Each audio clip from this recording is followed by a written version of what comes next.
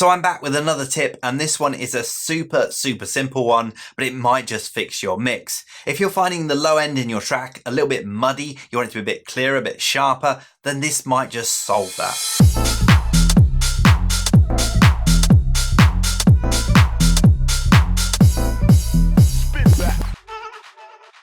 So if you haven't seen it yet, I am doing a brand new music production tip every single day this month. 31 days, 31 tips, and today's is super simple, but it's all about improving that low end mix on your tracks. Now, bass frequencies can take up a lot of room within your mix, and when you're adding on the kick and the bass, it can overload and sound quite muddy. Now, you can use EQ obviously to kind of cut some room in there, give space to everything that needs to have space.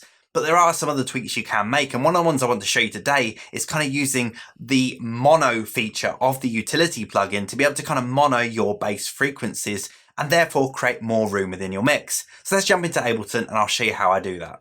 So we got one of my tracks here and I've actually soloed the main bass in it. And this has some issues to do with the kind of muddiness of that bass, and it's down to the stereo frequencies of that bass. Now, how do we kind of see that? Well, we can use a scope like the Ozone Imager, for example. So the Ozone Imager, if you haven't seen it already, get over to the iZotope website. This is a free plugin, an amazingly free plugin. It's part of their Ozone suite, but they've given away this Ozone Imager as a free plugin. So definitely go and check that out. And by putting this plugin on any track within your mix, you can quite easily see the stereo spread of that individual sound. So let's play the bass back and see what it looks like.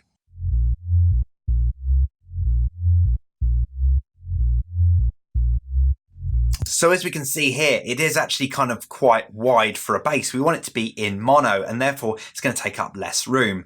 Now, I can actually do it within this plugin, so you can actually use this plugin to do that, or you can use the utility built into Ableton. The reason I kind of added this plugin is so I can actually show you how wide it is.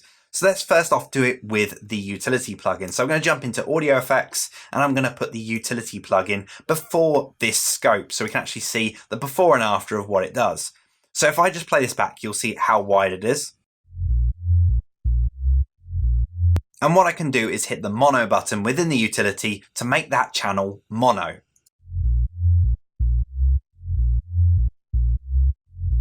And instantly that has kind of cleaned it up. As we can see from the scope, it has actually made it mono. So it's going right down the middle. It's taking up a lot less room and therefore just being a lot cleaner within our mix.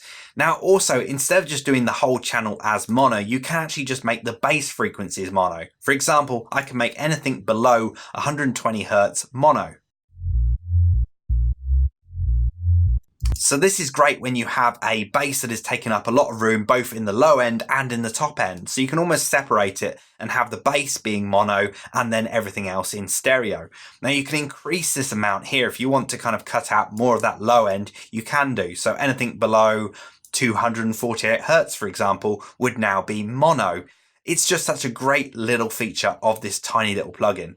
So yes, you can do this with the built-in utility within Ableton, but you can also do this with the Ozone Imager plugin. As I mentioned, this is a free plugin, so you can go ahead and download this, and I can quite simply just decrease the width on here.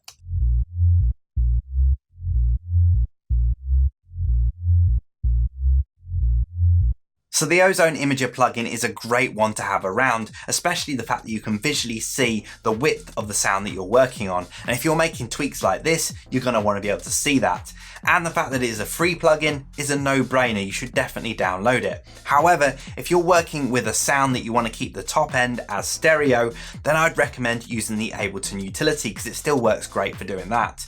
So definitely give that a try. It's worked really well for me. It's something I use on my tracks quite a bit and solves a lot of those low-end kind of issues. And if this video has been useful to you, then definitely subscribe to my channel. I've got more of these videos on the way. As I say, every single day this month, I'm doing a brand new quick tip. So definitely subscribe to my channel and hit that notification icon so you're notified the moment that video pops up online. And hopefully I'll see you again in the next video.